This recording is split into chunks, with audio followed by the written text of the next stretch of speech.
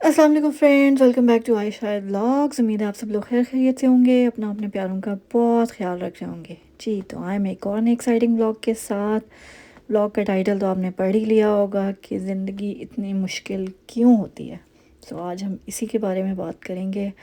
Stay tuned with me. मुझे मेरी बेटी को अपनी दुआओं में याद रखिएगा। अगर अभी तक आपने हमारा चैनल सब्सक्राइब नहीं किया हुआ तो please do go and subscribe to our channel. यही हमारी थोड़ी सी हेल्प हो जाएगी आपकी तरफ से। सो ज़िंदगी वाकई बहुत मुश्किल है। अभी मैं आपसे शेयर करूँगी कि आज मैं क्या फ़ील कर रही हूँ, क्या कहना चाह रही हूँ आप लोगों के साथ। और मेरा ये सब चीज़ें आप लोगों के साथ शेयर करने का सिर्फ़ ये मकसद होता है कि आप लोग की जो दुआएं मिलती हैं, शायद किसी की दुआ जो है ना लग जाए, किसी की दुआ कबूल हो जाए अल्लाह ताला के हुज़ूर। सो बस वही जो कहते हैं ना, दिल में एक ख्वाहिश होती है। बस अपनी दुआओं में हमें ज़रूर याद रखिएगा, मुझे भी और आयत को भी। ये देखें जी, आयत मैडम जो है ना झूलों पे सुबह सुबह इंजॉय कर रही हैं। और अभी थोड़ी देर में मैं आपसे बातें करती हूँ, बताती हूँ आपको कि सुबह सुबह जो है ना पार्क में आने का क्या मकसद था इतनी ठंड में। ये देखें जी, आयत ट्रेन के अंदर चली गई है और इंजॉय कर रही है ना Ayat? Are you enjoying? You want to drive the train? जी, so I thought to come and get some fresh air. थोड़ा सा कहते हैं ना, नेचर से आप कनेक्ट करते हैं तो थोड़ा बेटर फील करते हैं। बिकॉज मैं सुबह 3 बजे की उठी हुई हूँ। यहाँ मैं I told you guys before कि मैं बेसमेंट में रहती हूँ। सो इतना कोई वो वेंटिलेशन एंड ऑल सिस्टम नहीं होता यहाँ पे। सो उसकी वजह से बस बहुत घबराहट सी हो रही थी। सो आई थॉट कि चलते हैं। सो मैं उठी, नमाज़ पढ़ के आयत को पिक उठाया, रेडी किया।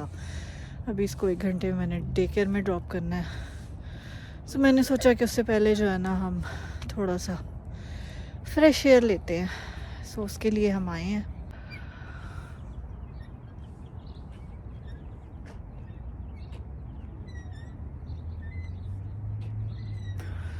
इंसान कभी कभी बहुत बेबस हो जाता है। इंसान कभी कभी बहुत बेबस हो जाता है। कुछ कहना भी चाहता है, कुछ कह भी नहीं सकता। आई डोंट नो मैं कैसे अपनी बात को शेयर करूं, क्या कहूं। Because it's not easy.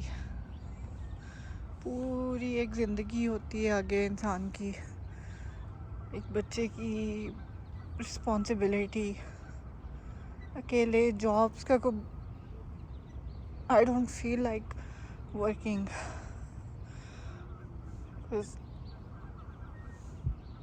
मैं सिर्फ ज्वाइन किया था बिकॉज एक्सपेंसेस मैनेज नहीं हो पा रहे थे। आपको खुद पता है कि आजकल कितनी इन्फ्लेशन है, कितना सिस्टम जो है ना ख़राब हुआ हुआ है। उसके बाद जो है इतनी महंगाई और इतना कुछ। और जब नहीं थी जॉब पे, ऑफ थी, तो दे वर ओनली पेइंग लाइक 60%, 65% होता है, लेकिन कट कटा के जो आपको मिलता है दैट्स लाइक अराउंड 55% टैक्सेस वगैरह कट के। सो विच इज़ नथिंग।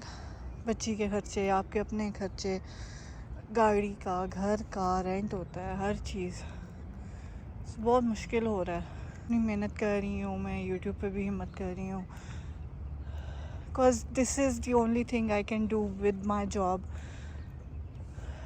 मैं उबर भी करके देखी है, मुझसे नहीं मैनेज हो पाता है। अब ज़ाहिर इंसान सुबह 5 बजे उठ रहा है जॉब के लिए, फिर बच्चे को तैयार करके उसको छोड़ना, उसके बाद अपनी जॉब करनी 8 से शाम के 4 साढ़े 4 बजे तक। उसके बाद इतना इंसान एग्जॉस्ट हो चुका होता है ना कि कुछ समझ नहीं आती कि आप क्या करें, क्या ओके कि आप क्या करें, किस तरह मैनेज करें। बिकॉज वीक डेज़ में तो I don't think it's possible. फिर वीकेंड्स पे और इतने काम होते हैं कि मुश्किल हो जाता है, मतलब टाइम निकालना। I know it's an extra money, थोड़ा सा काम करो आपको, चलो एटलीस्ट आपकी ग्रोसरी हो जाती है। लेकिन मैंने ट्राई किया, मुझसे मैनेज नहीं हो पा रहा। उल्टा वो ज़्यादा खर्चा होता है गाड़ी का, बिकॉज़ जहाँ पे मैं रहती हूँ यहाँ पे इतना वो उसका उबर इतनी चलती नहीं है, so that's why it's very hard for me. और उसके अलावा कोई और जॉब लाइक कोई सेकंड जॉब, कोई डिलीवरी की, मेरी अपनी फ़िज़िकल रिस्ट्रिक्शंस बहुत है, मैं उसकी वजह से नहीं कर पाती हूँ। फिर मैं जो है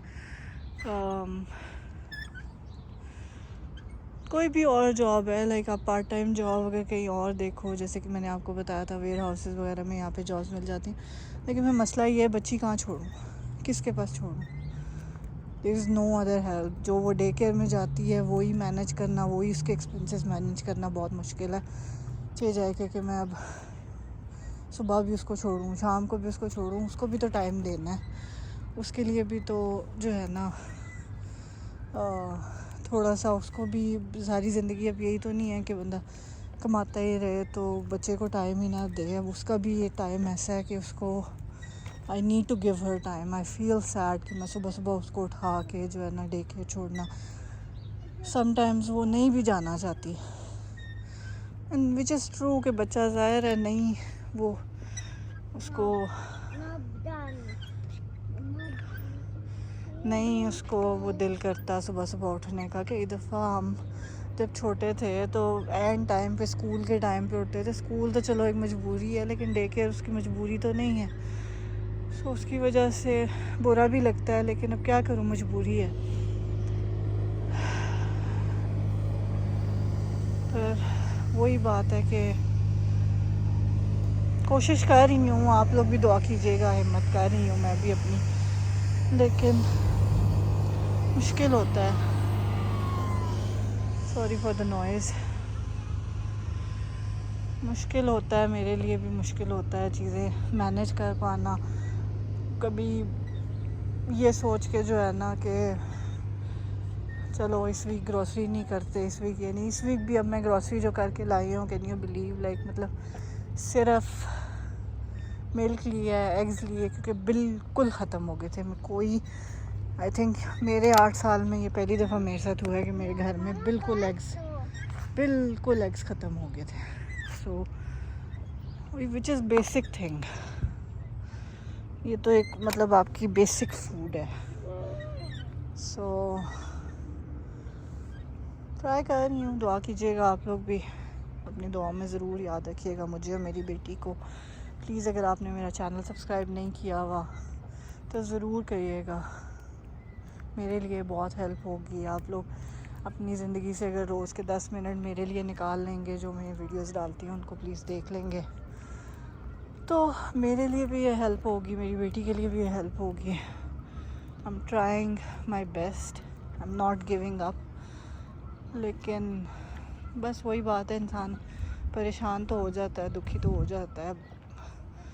मर्द कितने स्ट्रॉन्ग होते हैं, कभी कभार वो भी परेशान हो जाते हैं। तो मैं तो फिर जो है ना एक औरत हूँ, आई एम ट्राइंग स्टिल।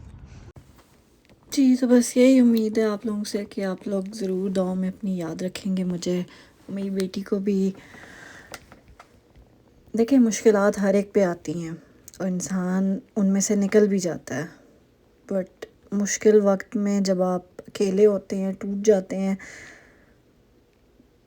तो बहुत मुश्किल होती है। आज लिटरली मुझे बस वैसे लगा कि पता नहीं मैं कहाँ पे हूँ, मैं क्यों हूँ यहाँ पे, मैं क्या कर रही हूँ, मुझे आगे क्या करना चाहिए, कहाँ मैं गलत जा रही हूँ। I don't want to give her a bad life, like bad, I would not say bad, लेकिन I don't want to give her के जिसमें उसकी ख्वाहिशात भी ना मैं पूरी कर सकूँ। अभी कुछ दिन पहले मुझे लगी हुई है मुझे डॉल हाउस लेना है, डॉल हाउस लेना है। So I am still struggling for my basic things, और डॉल हाउस तो फिर वो it's very expensive. I was even looking for second hand, लेकिन फिर वही चीज़ है, दिल नहीं करता। फिर मैंने उसको कहा था कि मैं आपको आपकी बर्थडे पे लेके दूँगी। सो वो चीज़ें हैं, बस कभी कभार दिल ख़राब हो जाता है कि इंसान इन मुल्कों में रह के भी अगर मैं अपनी बेटी की अच्छी तरीके से परवरिश नहीं कर सकती, उसको एक अच्छा फ्यूचर नहीं दे सकती, तो I don't feel good about it. मैं उसके लिए बहुत कुछ करना चाहती हूँ, बहुत कुछ, उसकी ज़िंदगी में कोई कमी नहीं रखना चाहती, बहुत दिल से उसके लिए जो है ना सारी चीज़ें बनाना चाहती हूँ ताकि उसको ज़िंदगी में किसी चीज़ की कमी महसूस ना हो।